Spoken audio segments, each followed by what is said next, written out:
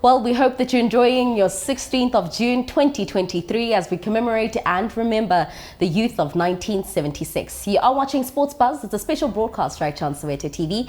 Itumeleng Khosikhadia Khabanda is my name. We're talking all things sport, comparing yesteryear to what's currently happening today. Let's jump into this conversation now. We're talking to Khumo Mokoto. I'd like to describe him as the future of sports broadcasting, the future of sports journalism. And in fact, I believe that it's, even if I don't say the future, you are actually the current. Definitely, and I think I'm one of the best.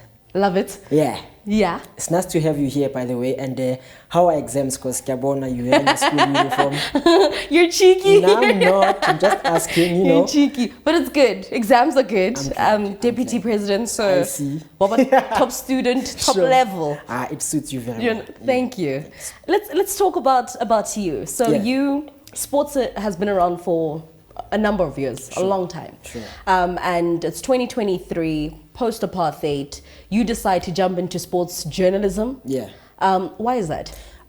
Firstly, I wanted to become an athlete, but not everyone will make it that such. So I decided to combine my passion for sports as well as radio and broadcasting and put that together. And that's why today I am a sports broadcaster. Yeah.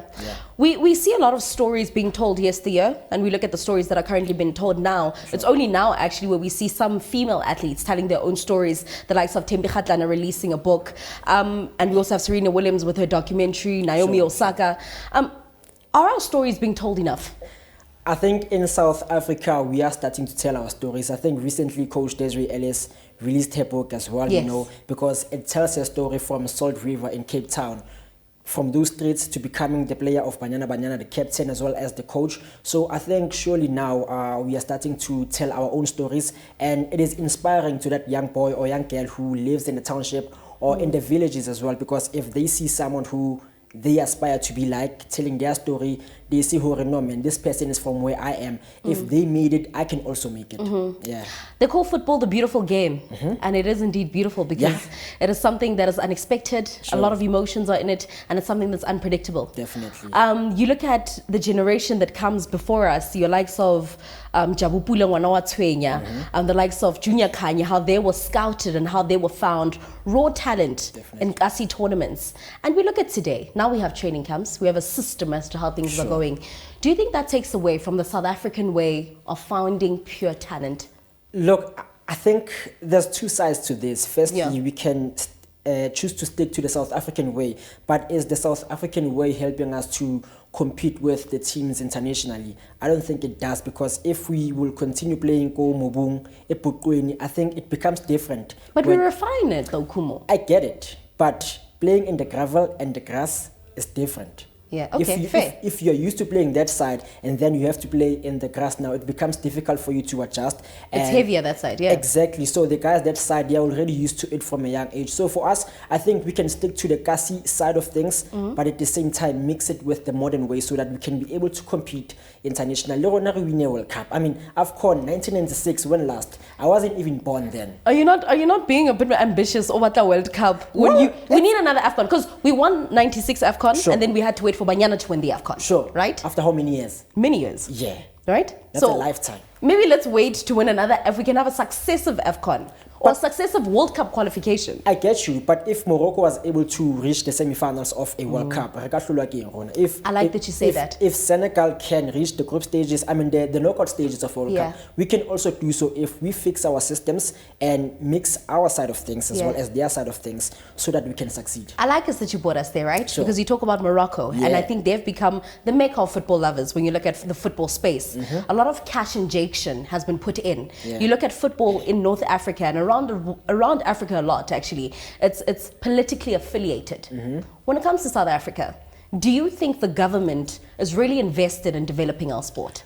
No, but at the same time, I think we need to have a representative in the governing bodies like SAFA. I'm happy that Lydia Munyepao is now the CEO of SAFA. She's a former Banyana player, so if she's there, she knows the struggles which the Banyana players or the female footballers are facing right now. So I think now, if she will be able to meet those governments or presidents or ministers as well, it will become easier. I understand that sometimes the minister has no background of sports, and that for me is an issue. You know, if we can find people who know sports, people who have the background of sports, become a Minister of Sports, CEO at SAF, as well as the President at SAFA, I think things can become better. Yeah. You say that, and it takes me back to education, where we find a lot of coaches who we see sitting on the sidelines not having the correct qualifications. Sure. Do we take education seriously, sports education seriously in this country?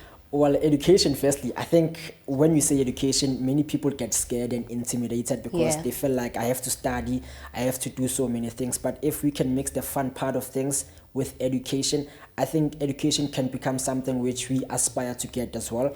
In terms of the coaches getting qualifications, I know there's a new rule now that you can be at the bench if you don't have a certain qualification. I think it will help to a certain extent because also it's something which I spoke about. We are now mixing the modern side of things with our own original Kasi flavor in South Africa, and in that way I think we can succeed. Well, with great minds like Khumo, I really have hope in the future of broadcasting and the future of journalism within this country. Come on. I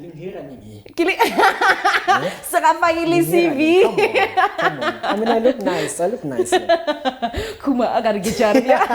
Let's stop it over here there. Let's cross to the ground where Katlego is. And you know what? I'm gonna deal with Khumo because, we said that the young people must have a voice. He's utilizing that right. Lastly, Mr. Hlatswa, a day before June 16, yesterday we saw the funeral of the first coach to bring AFCON into our country. The day after June 16, tomorrow, we have Bafana Bafana who will be playing against Morocco in a qualifying game at FNB Stadium. Your last word to unity that is needed in our sports in general, what would you say, particularly also as we celebrate this important day of June 16? Well, that's a good question. I come from a black consciousness background, and people, they know that many people that black consciousness had this philosophy that negates anything that seeks to work against them, and they were against the white privileges that were accorded to them by the system. However, post 1994, we also became part of the global community. We embraced each other as long as people understand the struggles of others. Clive Barker played his role. Clive Barker coached so many teams. He coached Amazulu, which is a team of black people. He coached Santos. He coached so many other teams in the NSL, the past NSL, National Soccer League, before it becomes in the NPSL. Before it becomes NSL. It was National Professional Soccer League before 1985. So he coached so many teams, and eventually, because of the results that he was producing, South Africa appointed him to be the coach. He is the first coach to take Bafana to bring the cup home. Because of we were hosting as Bafana, and he brought that cup. And in 1998, he took the country to France World Cup. Unfortunately, he did not coach the team going to France, but he's the one who was responsible for the qualifying. So it is worth it that everybody celebrate Clive as a football manager. And everybody must understand that Clive has brought about change in the South African football, and he brought smiles in the people of South Africa in general, not only the people of Orlando, but people of South Africa in general. Mr. Hlatswa, thank you so much for your time. We really appreciate the information, the raw information that you have given to us today. It's a pleasure, Paul. Thank you so much. That was Mr. Pitso Hlatswa, the resident member of Orlando East, right here on Soweto as well as Orlando Stadium. Tell him more us about the history of football, also impacting on this June 16. For Soweto TV Sports News is How good does Katlego look? Thank you so much to him for being on the ground today. Thank you so much to Liam McConey. Thank you to Giselle Magaman as well as Khumo, who joined us in studio unpacking their insights on the influence of June 1976 to what it is today. Bagaitso, as South Africans, let's get behind our netball girls as the Netball World Cup will be touching African soil for the first time.